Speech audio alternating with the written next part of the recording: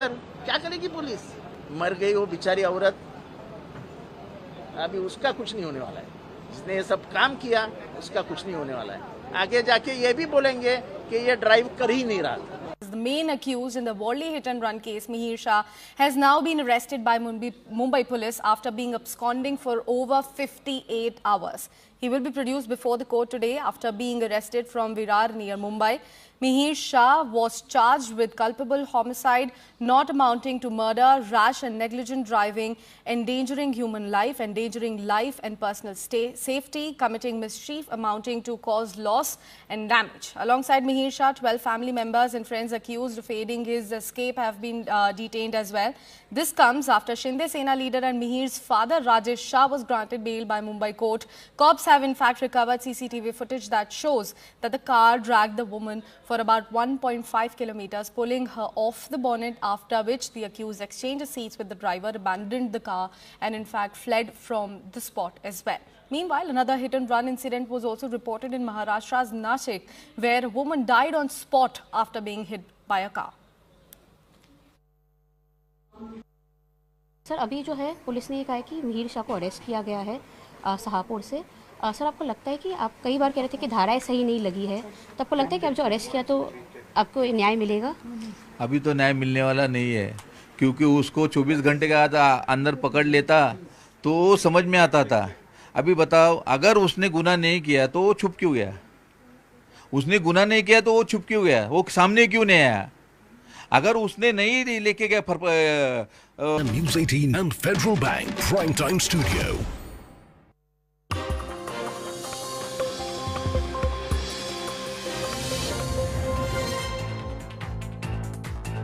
Good evening, this is Brass Tacks. We're coming to you live from the CNN News 18 and Federal Bank Primetime Studio.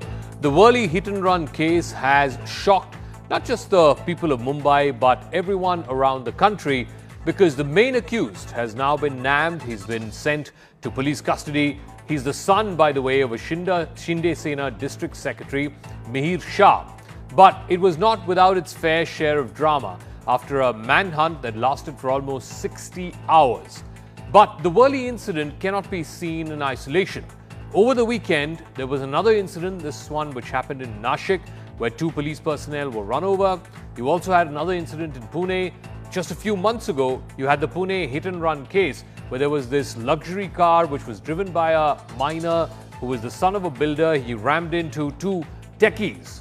Now, the question is, what is it? And there is a common thread that's running through all of these cases from Pune to Nashik to Mumbai, and that is that the sons and daughters of the children of rich and famous people seem to be immune to the law, or they seem to have a different set of laws applicable to them. So, we're trying to hit the nail on the head. What is it that allows these people to get away with murder? Is it the law, the lack of implementation, or simply that they have the financial and other resources to muscle their way through to innocence?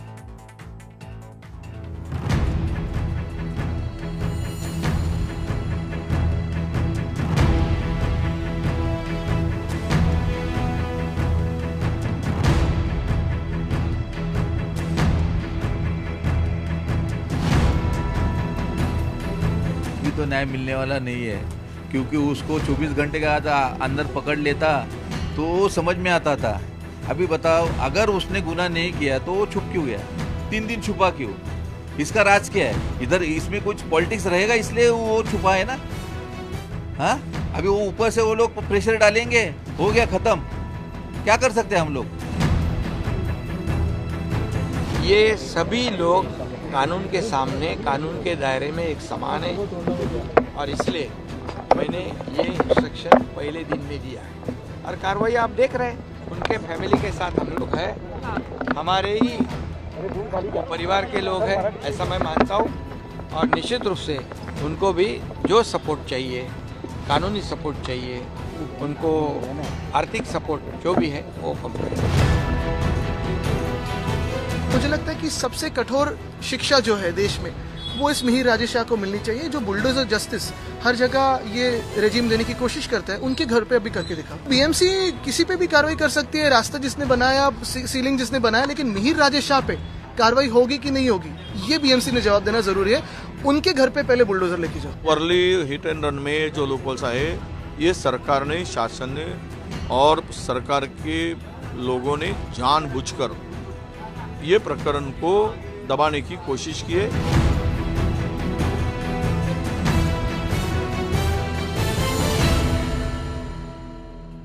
Now, here's the thing. This is the third case that we have seen in Maharashtra, from Pune to Worli.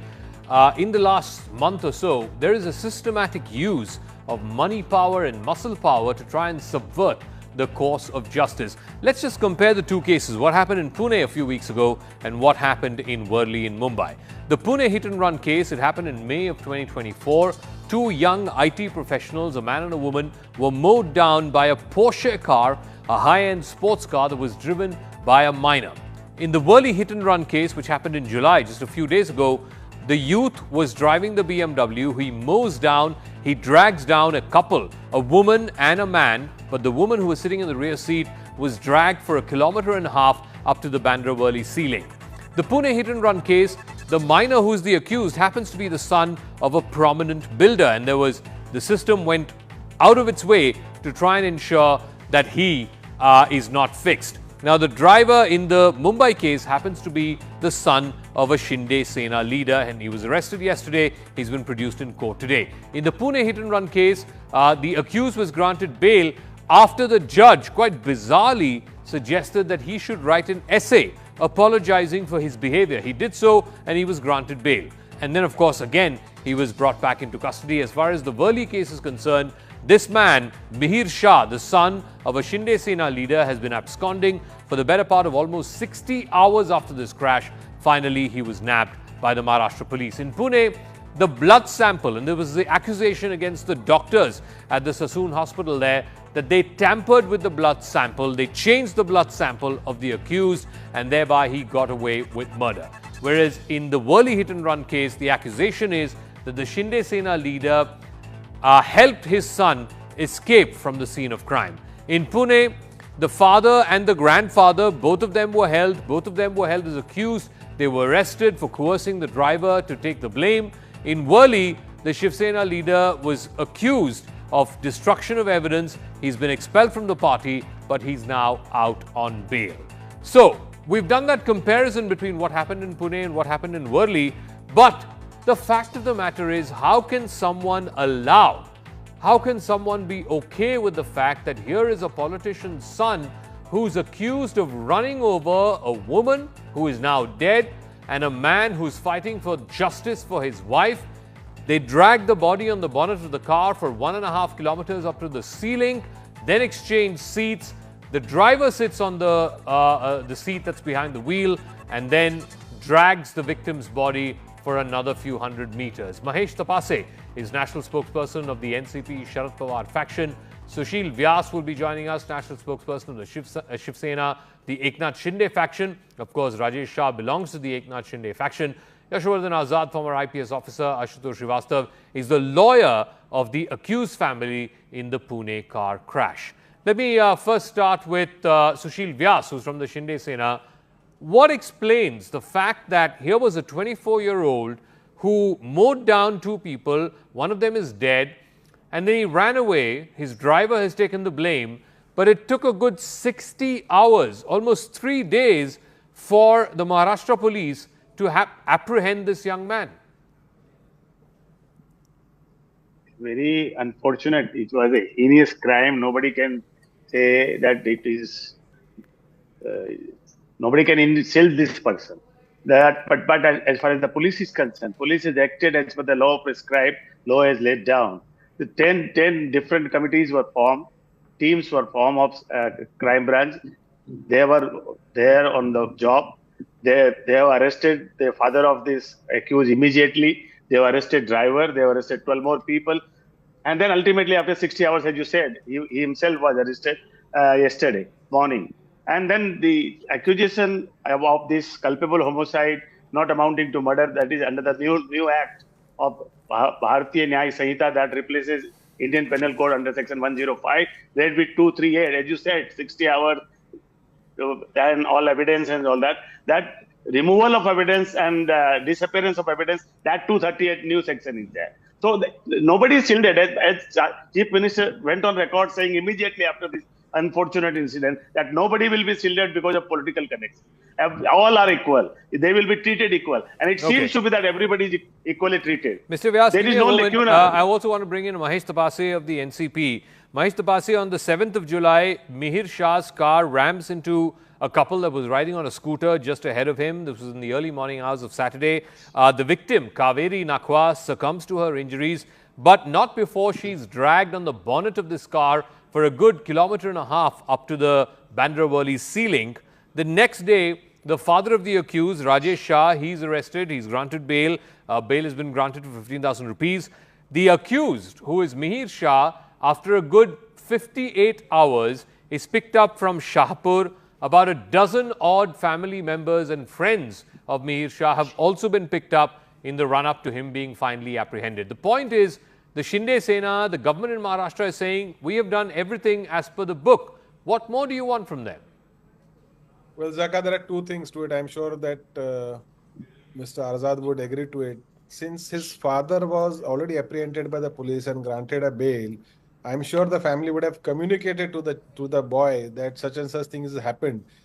He was in hiding only for the effect of the alcohol to wane off. That is the only reason that I see as a lane person. I'm not an investigative officer, neither am I a lawyer. But let me tell you, what is the reason for a person to hide when his father has already been taken in custody by the police?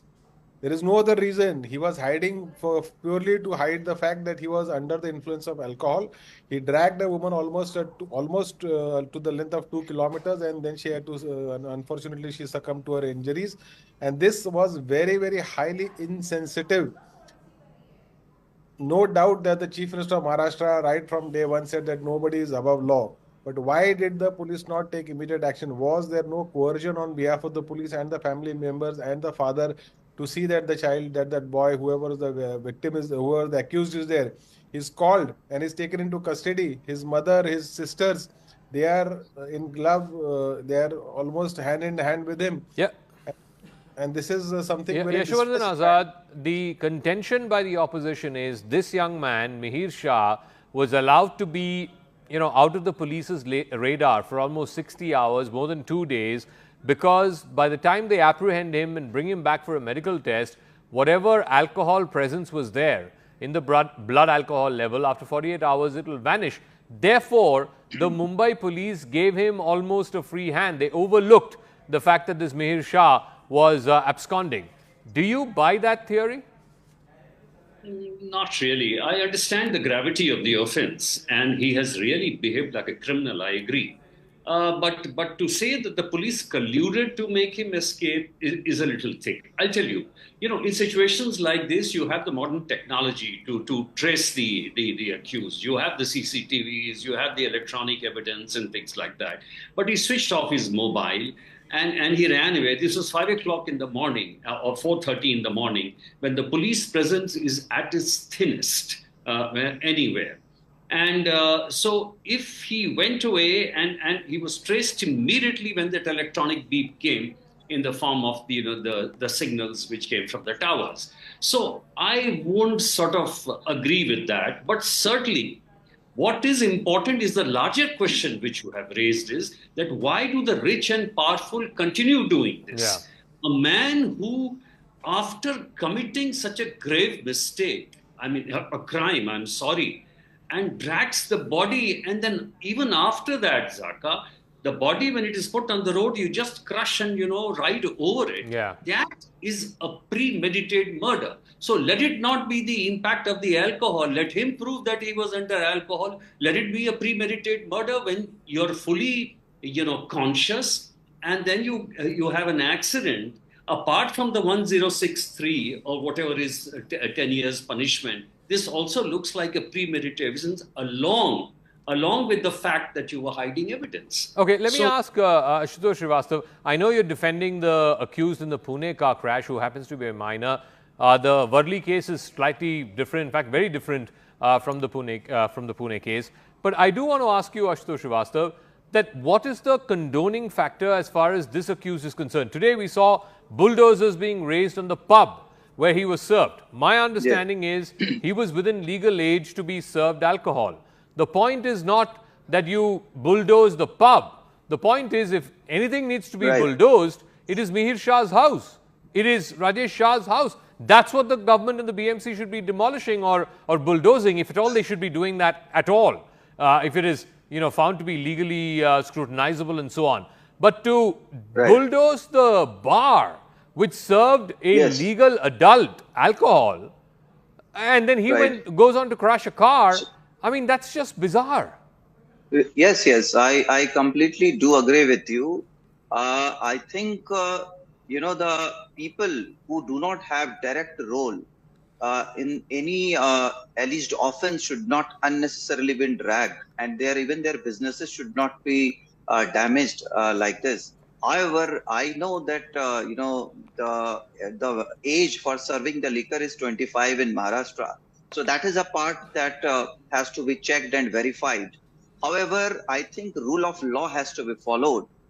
We have seen that many of the bars have been targeted at many of the places, and they had taken the licenses, they had paid all the taxes to the government.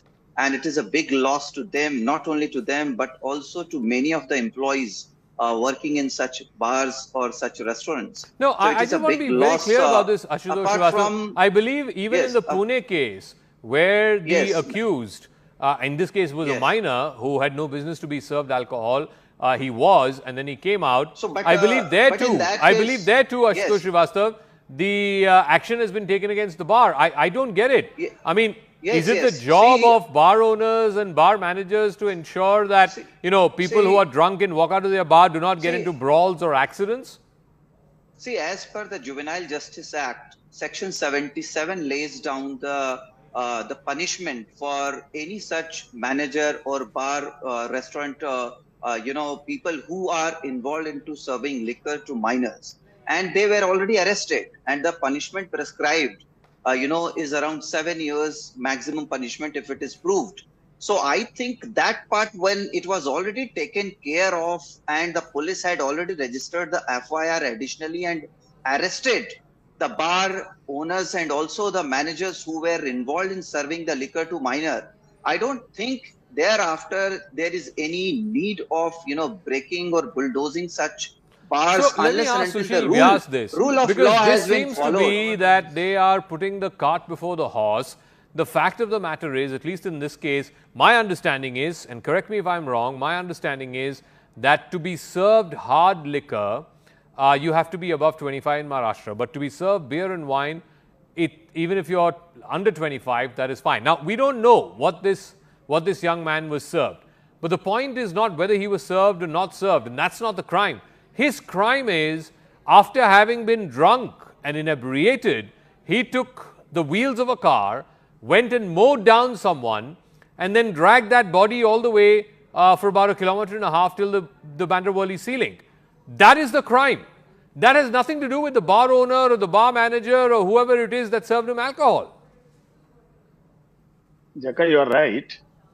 There is nothing to do with that. But once it came to the knowledge of someone, as my learned friend representing lawyer Srivastava, I pointed out the minimum age of 25 is required in Maharashtra for serving the liquor. Here, this boy age was 24. He was not having permit to consume liquor. So without permit, if bar owner is giving them liquor, so if it has come to the knowledge, the action will be taken, and accordingly that liquor serving license is suspended.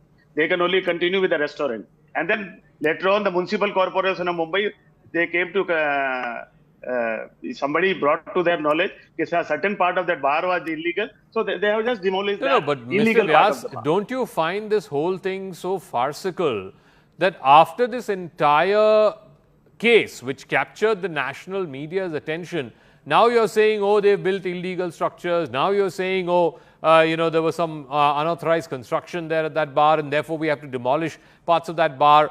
That just seems post facto. That just seems like, the crime was committed, the grave incident happened, and now to try and quell the audience's anger, to quell the viewers and voters' anger, the government needs to be seen as doing something, and here they are bulldozing a part of the bar. If you really want to bulldoze something, go ahead and bulldoze Mihir Shah's house, Rajesh Shah's house. Would you do that? Definitely, if law permits, that will also be done. See, according to whatever police is doing as per the prescribed law of the land, you can't just go against that. Now everybody is blaming Maharashtra government. You have not done this, you have not done this. Nobody is pointing out the lacuna. What lacuna police is there in the investigation which police is doing? Now police is filed FIR under 105 of the new act. Read with 238. 238 disappearance of evidence. What you are saying, 60 hours, blah, blah, blah, that this evidence is removed. That's why 238. That is also a very, very serious crime. Disappearance of evidence is also. What police can do? Police is investigating. Police produce it before the magistrate. If magistrate grants somebody bail, namely his father, is it a crime of police? Police has done everything. Let me just read out for Mahesh Tapase and our viewers' sake. What are the sections of the new BNS, the Bharatiya Nyaya Sanhita, that have been adopted in this case against the accused? 105, Mahesh Tapase, culpable homicide not amounting to murder. 281, rash and negligent driving endangering human life. 125B, endangering life and personal liberty, and section 238 and 324(4), committing mischief amounting to cause loss and damage. What more do you want the Maharashtra police, the Mumbai police to do, Mahesh Tapase? No, definitely police has swung into action. We are only contemplating that the action has been very late. It could have happened just within the couple of hours, because somebody would have definitely dropped out. The moment the father is picked, the driver has taken the responsibility onto himself. The police should have swung into action, and we are smelling the high-handedness of the Shah Parivar along with the CM's party. That is the only contention. I am not blaming here the Mumbai police. There is definitely a point of contention that maybe there is a possibility that Shah would have used his influence, which the CM has denied. He had said that nobody is above the law. But I want to again ask here somebody, all of us, that why can't we develop a mechanism where alcohol age permit is checked? If you go to the US, you can't buy a bottle of beer if you're not within the can of beer, if you're not within the permissible limits to have a can of beer. But if we have a law, we have the state excise department. If 25 years is the eligibility criteria for serving hard liquor, why restaurant and pub owners are not checking that? Why our department of state excise is so laxed in not making raids and doing raids every Friday, Saturday, Sunday night across all the pubs and nightclubs across Mumbai and other parts of the state? If hard liquor consumption is found below and given to the people below 25 years of age, I think then there is appropriate action. So let me ask Yashovardhan Azad this. No one is saying that that's not a problem. Surely a 24-year-old who was underage to be drinking hard liquor in Maharashtra as per the excise rules, he should not have been served. But to my mind, that is not the problem. That is not the graver problem. The graver problem is, after having consumed alcohol, for him to take the wheels of a car, and that to a high-end luxury car. That is the problem. And somehow, by demolishing the bar or parts of the bar and now calling it illegal structures and so on in post facto, are you not going after the wrong target? The target that they should be going after is to deter young people not from drinking, but from refraining from driving after drinking. There is a phrase in Hindi in Bihar which is called a sharfi ki loot and koile pe chapa. That means the diamonds are being looted and you're raiding the coal warehouses. This is exactly what the case is here. You hit at the weakest. A bear manager, what is the big deal if a guy is 23 and not 25? He fully knows exactly what he's doing, and suppose he has served him liquor. What is the gravest crime which has taken place? Come on, there's hardly anything.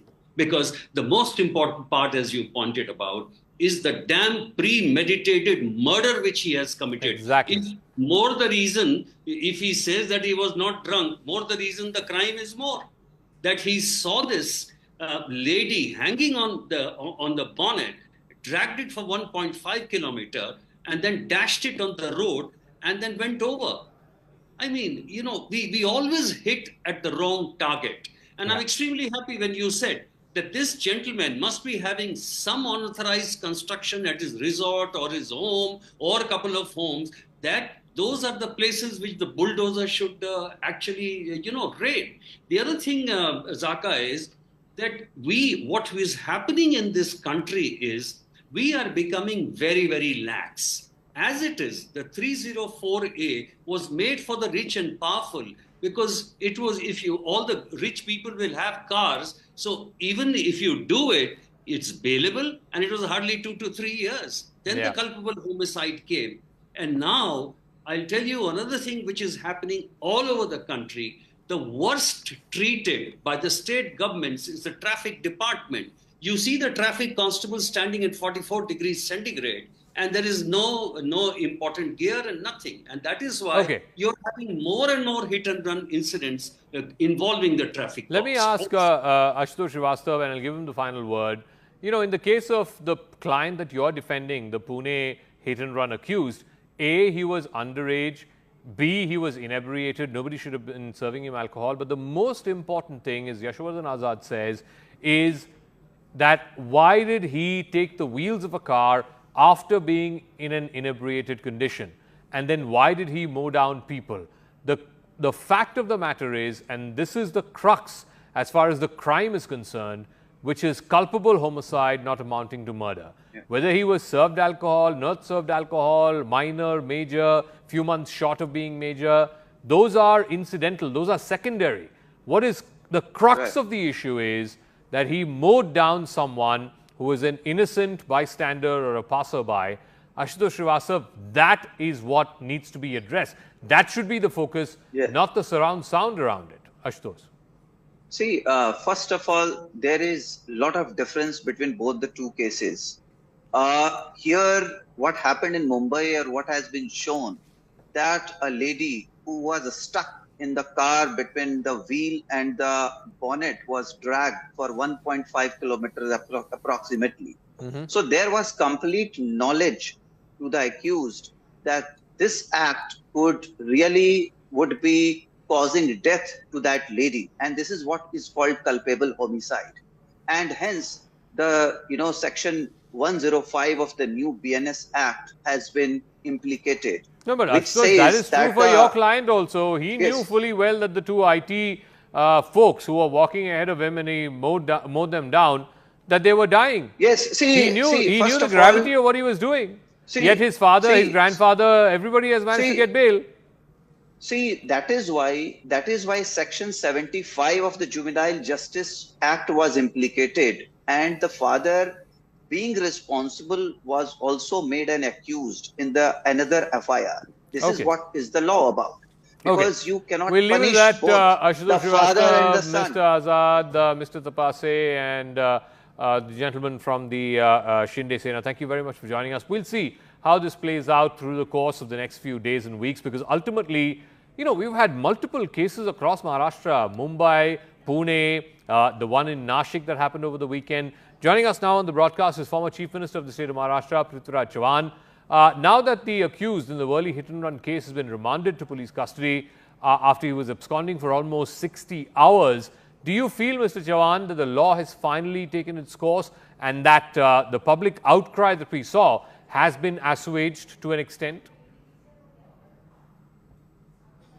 No, I have no confidence, because all these three cases, there is a pattern. The Porsche hit-and-run case in Pune, 19th of May, was a son of a very wealthy builder who was well connected to the ruling elite. The MLA came to the hospital and tried to influence the authorities. The blood samples were changed. All that has come before us. Then there was immediately 4 or 5 days later, there was another hit-and-run incident in Nagpur. There again, it was a case of drunk driving, and that case is also being investigated. The third incident about which you are talking about, that is a Worli incident where a BMW limousine killed people on 7th of July. Why this is happening? Because the people who are well connected politically, who are being blessed by the political authority, have no fear of law.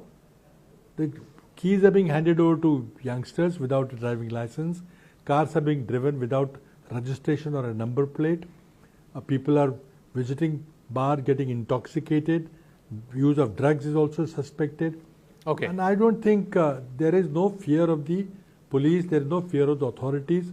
So, Authorities Mr. are Jawan, in mixed the up Pune with case, these for people who are example, politically the important. father, the grandfather, they've been arrested. They were arrested for trying to subvert the investigation. They've, of course, now got bail.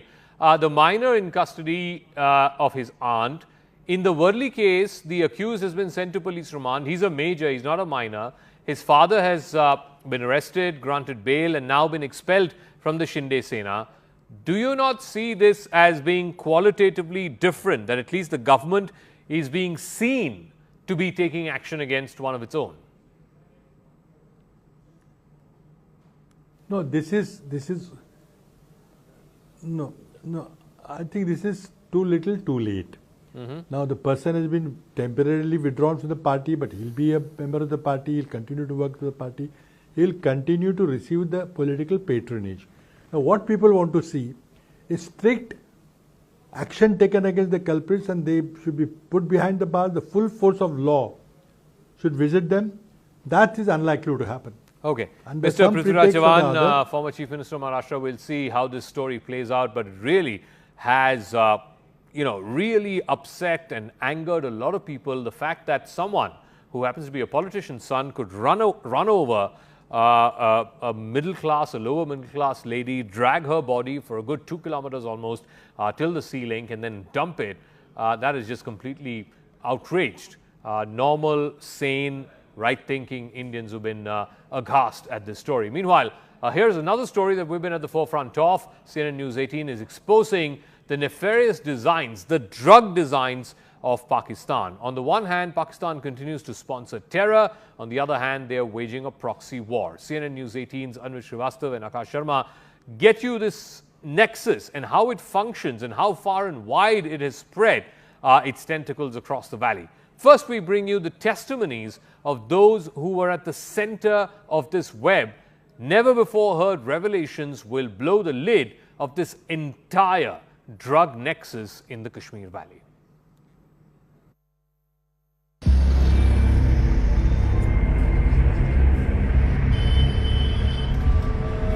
India's war against terrorism in Jammu and Kashmir is intensifying. Crackdown on terror networks, their stooges is arrested and their finances choked. But challenges remain, the latest one being that of narcotics trade. CNN News 18 is on a quest to reach the source from where this poison of narcotics is being infused in Jammu and Kashmir. Our investigation took us to Kupwara, a district that borders Pakistan. After spending a few days here, what came our way was implausible. We managed to establish link with an active network of the overground workers. After much persuasion, one of them agreed to spill the beans. For the first time on national television, a man actively involved in the illicit drug trade laid bare the intricacies. ये एक तंगदार की बात नहीं है, ये पूरे जम्मू कश्मीर सब की बात है। पौंछ, लजौरी, डोडा, किश्तवाड़, जगह जगह की बात है सर। ये जब इधर से गए, ये पाकिस्तान विजिट पे गए, उनके फ़ोन नंबर वगैरह ये वो लटन पटन ने ला के रखा अपना सब कुछ। अब इनका तालमेल इधर से हो रहा है। अब उधर से वो आपने डायरेक्शन दिखाते हैं कि फलानी जगह, वो जो लोग यहाँ से गए हुए हैं उन लोगों को हर जगह का पता है, हर जंगल का पता है, हर बॉर्डर का पता है, किस बॉर्डर में किस जगह में हमें क्या करना है। फिर वो लाते हैं वहाँ पे, वहाँ लाकर फिर भेजते हैं इनको, ये लाते हैं सीधा इधर। जब इधर पहुँच गया तो फिर आगे खुल हो जाती है। फिर आगे जब नाके पे कोई पकड़ा गया, नहीं पकड़ा गया तो गया। उधर तो फेंसिंग है ही नहीं है सर, उस पार फेंसिंग नहीं है, फेंसिंग इसी पार है। उस साइड जो गाँव हैं ये उन गाँवों में पहले आती है, फिर उन गाँवों से फिर शिफ्ट होती है, समझो फेंसिंग से इस side.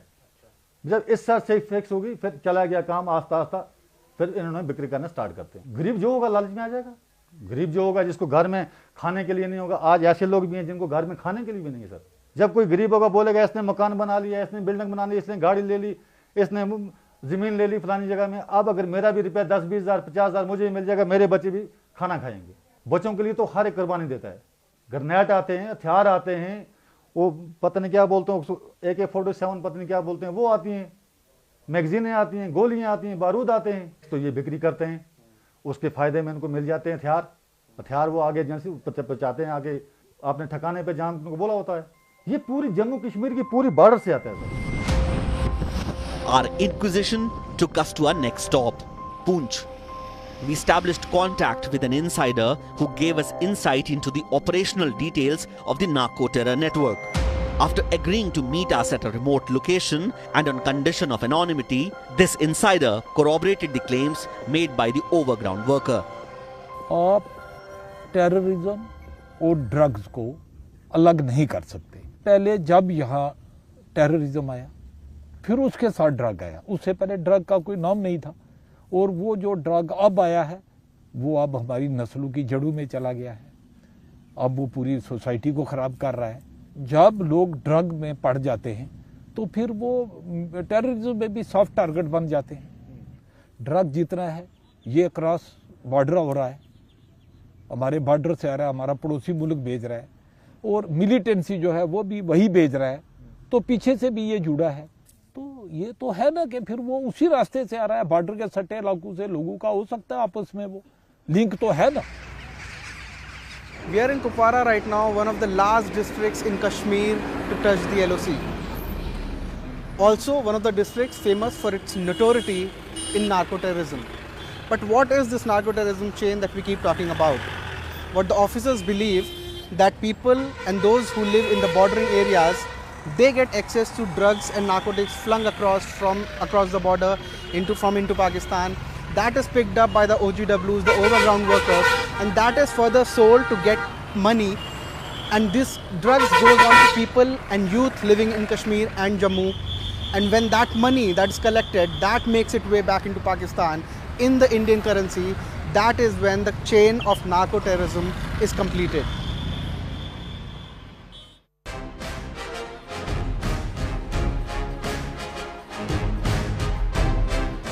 Then there's been a lot of speculation. What's Joe going to do? Is he going to stay in the race? Is he going to drop out? What's he going to do? Well, here's my answer. I am running and going to win again. Let's do another debate this week so that Sleepy Joe Biden can prove to everyone all over the world that he has what it takes to be president. But this time it will be man-to-man, no moderators, no holes barred. Just name the place, anytime, anywhere. The knives are out for Joe Biden after his poor performance in the first 2024 presidential debate against Donald Trump. With the election in November just months away, some Democrats are calling on the president to step aside because of concerns around his mental fitness. At least half a dozen House Democrats have publicly broken ranks. More have done so privately. Even governors of Democratic states are not happy at the idea of an old and tired president with failing faculties running at the ripe old age of 81. Joe Biden, on the other hand, is defiant about staying on in the race. In every public meeting he has spoken since the disastrous debate performance, he has dug his heels in, saying there is no question of him stepping aside. With all my heart and soul, I can do this job because, quite frankly, the stakes are too high. The stakes are too high. He even said that only God Almighty can force him out. But here's the thing. Unless President Biden agrees to stand aside, it will get ugly for the Democrats. Let's run you through the various possible scenarios and what legal complications may arise in each one of them. First, can Joe Biden withdraw from the race? Yes. If, and it's a big if, President Biden decides to step down as the Democratic Party's presumptive nominee, it would be relatively straightforward to find another candidate. The party's nominee will officially be chosen at the Democratic National Convention in Chicago from the 19th to the 22nd of August. The Democrats are reportedly planning to nominate Biden and his running mate, Vice President Kamala Harris, ahead of that gathering, virtually making the convention just a matter of formality. At the convention, a candidate must win support from a majority of the delegates, who are basically party officials who formally choose the nominee. Delegates are assigned to candidates proportionally based on the results of each state's primary. any winning candidate must get more than half the delegates. This year, Biden won almost 99% of the nearly 4,000 delegates. According to DNC rules, those delegates are pledged to support the incumbent president. If Joe Biden willingly drops out of the race, it could turn into a free-for-all. Democrats would be left with what is called an open convention, where they would suggest potential nominees and then continue voting until one of the candidates receives a majority of the delegates. That could spark off a frantic contest among Democrats who are vying for a shot at the nomination. Biden so far has not given any indication that he would consider stepping aside. But if he decides to do so, that opens up an entirely different can of worms, the first of which would be to find a new candidate who has both acceptability among the Democrats, but also, more importantly, the ability to beat Donald Trump in November. If Biden were to get replaced, part of the negotiation for him to step down, and perhaps the reason why he's digging his heels in, is to ensure that he gets the final say in who replaces him. He currently seems to be favoring his running mate, the Vice President Kamala Harris. The problem is Harris is polling worse against Trump than even Biden. The second scenario, can Biden be forced out? Well, if he doesn't want to go, this is where the process gets really tricky. In the modern political era, a major national party has never tried a hostile takeover of the nominee. However, DNC regulations do have some loopholes that could, at least in theory, make it possible for Biden to be pushed out. The rules allow delegates in all good conscience to reflect the sentiments of those who elected them. Now, this means they could potentially look to someone else. It could be an incredibly ugly scenario, though. There could even be a revolt among the party delegates. But the DNC can alter the party rules at any given point, even during the convention. Back in 1968, when President Lyndon Johnson decided not to run for re-election, the party shifted from an open convention in which delegates could cast ballots for whoever they chose to a closed process. It was called a closed convention, where a delegate was attached to a candidate based on primary results. That year's nomination was won by Johnson's then Vice President Hubert Humphrey, even though he did not have a majority of the pledged delegates when the convention began. Even if Biden were to suddenly exit the race, conservative groups have vowed to file multiple lawsuits challenging whoever the Democrats decide to replace Biden with. Will Kamala Harris then replace Biden? Vice President Kamala Harris would automatically take Biden's place if he were to step down during his presidential term. But the same rules do not apply if Biden pulls out as a candidate before the election. And there is no mechanism in place that would give the vice president an upper hand at an open convention. Instead, Kamala Harris would have to win the majority of delegates just like any other candidate. It may be that Biden then supports her to replace him if he steps aside. She's already on the Democratic ticket. Harris would have access to all the campaign funds that are currently available to the president.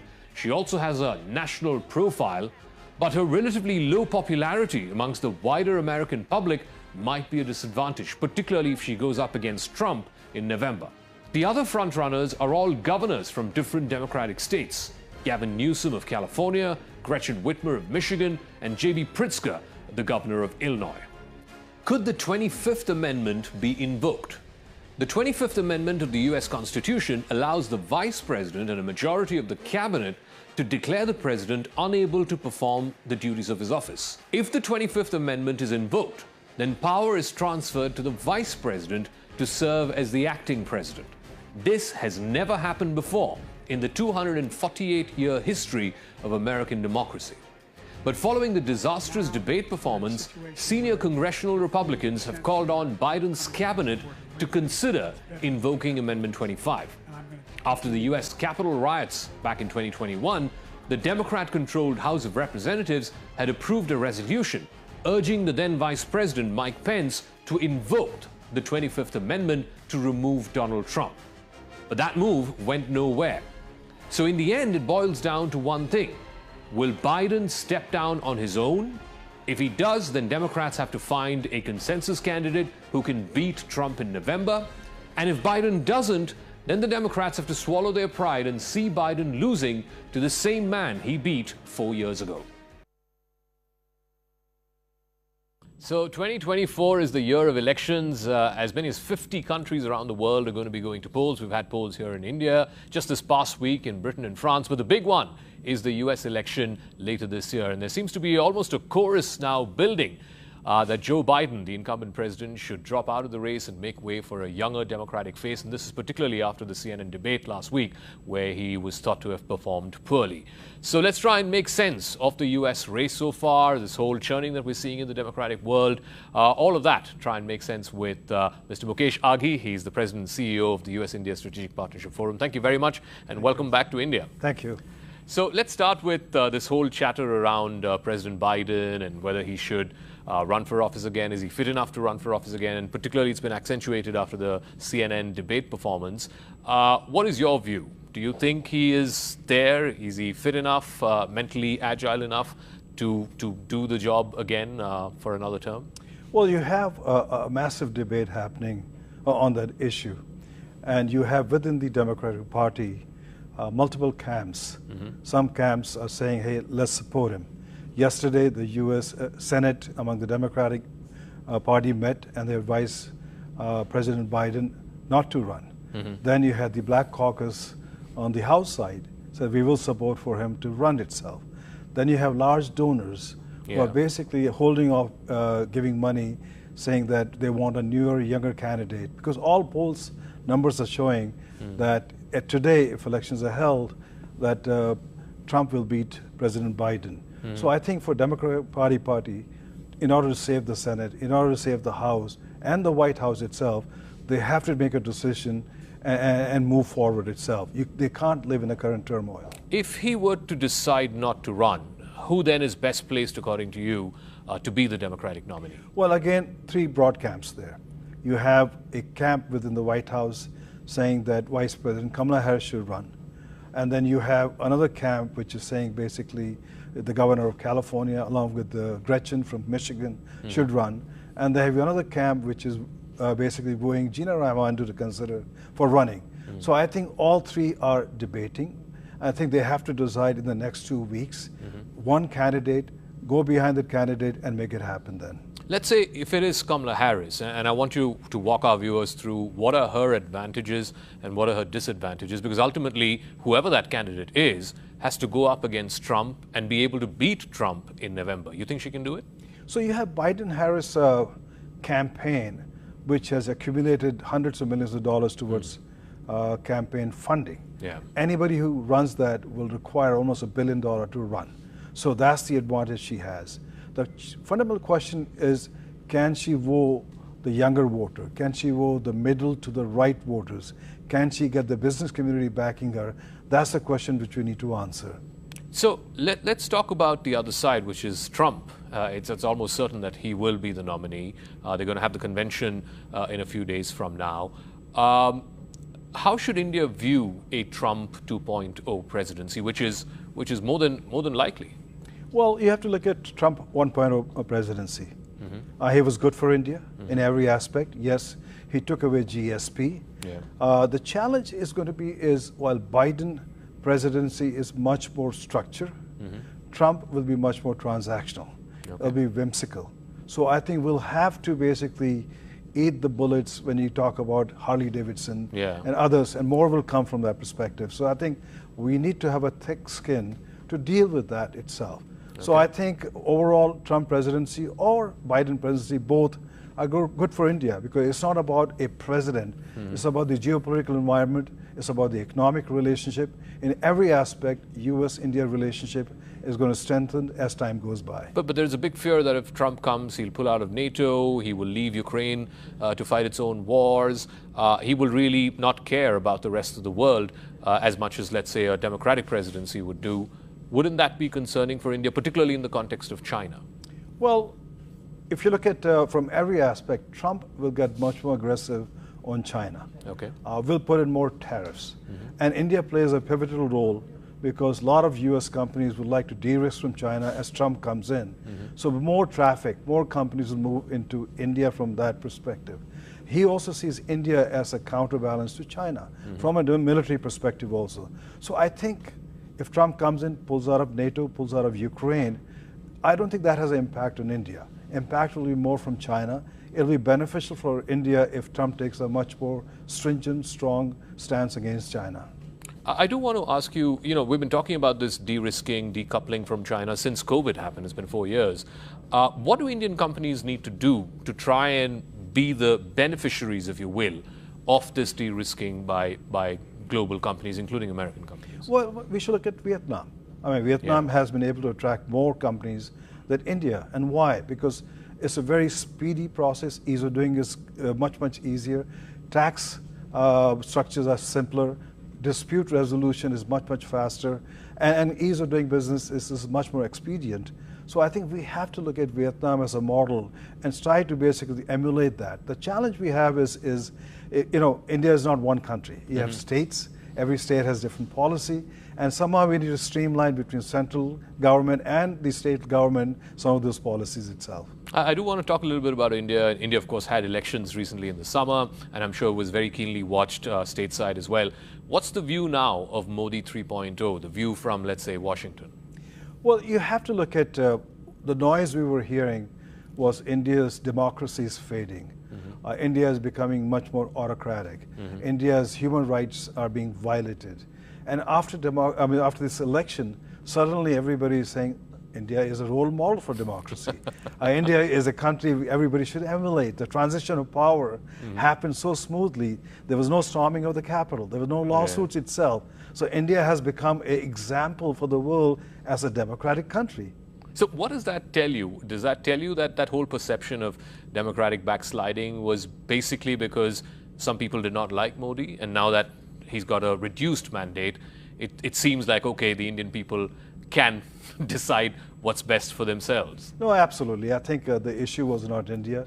The issue from their perspective was Modi. The issue was BJP, so they were targeting that. If you read the stories in New York Times, Washington Post, Financial Times, or Economist, and now suddenly they've changed their tunes itself. India has become a role model for democracy.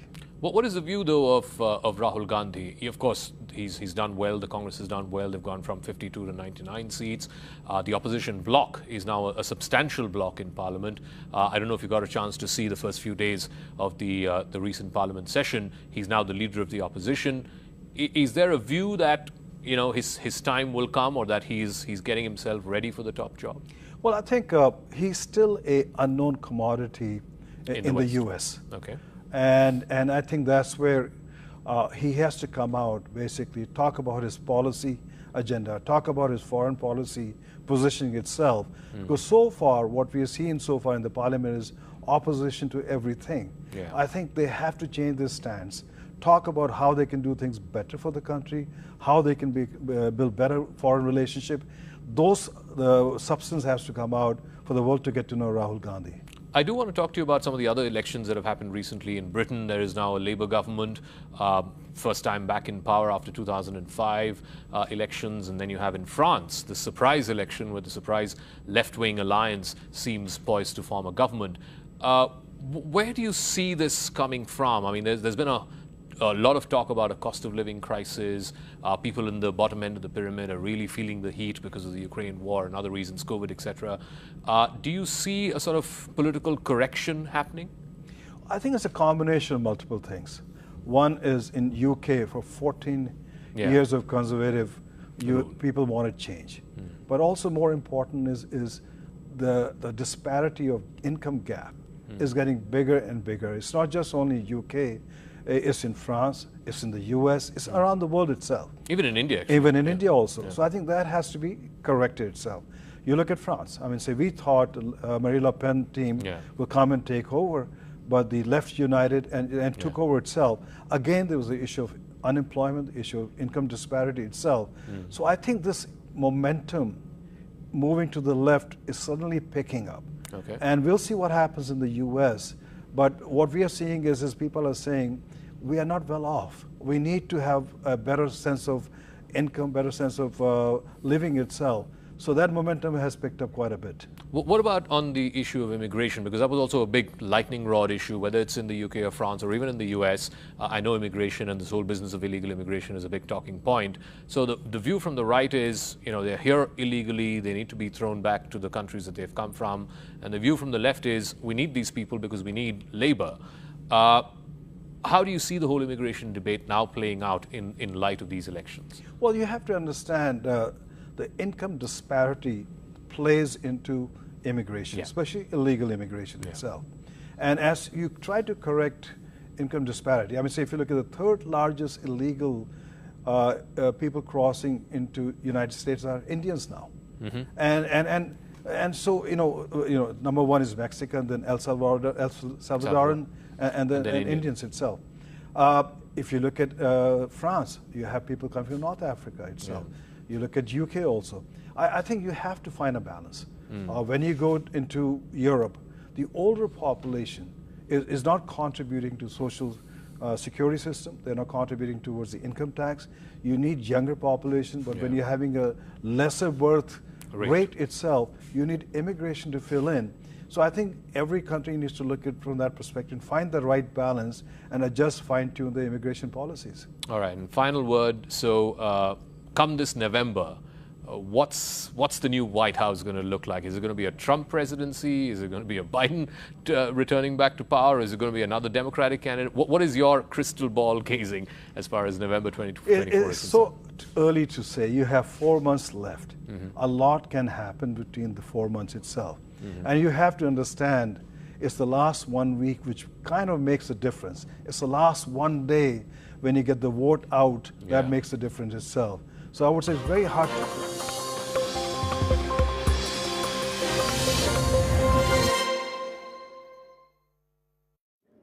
ये तो सामने क्यों नहीं आया? 3 दिन छुपा क्यों? इसका राज क्या है? इसमें पॉलिटिकल कुछ है? इधर इसमें कुछ पॉलिटिक्स रहेगा इसलिए वो छुपा है ना?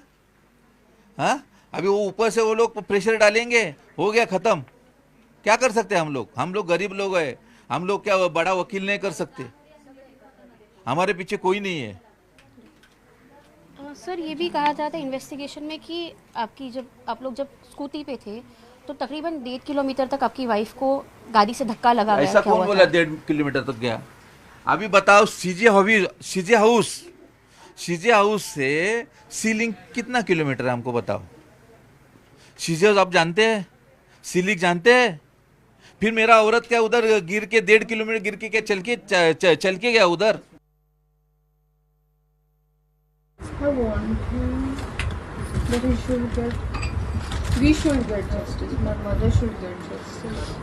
I want him to get this hanging. Like she is in really bad pain. उसको बहुत लगा है. I saw her with my eye. The hospital I saw her. She's in really bad pain.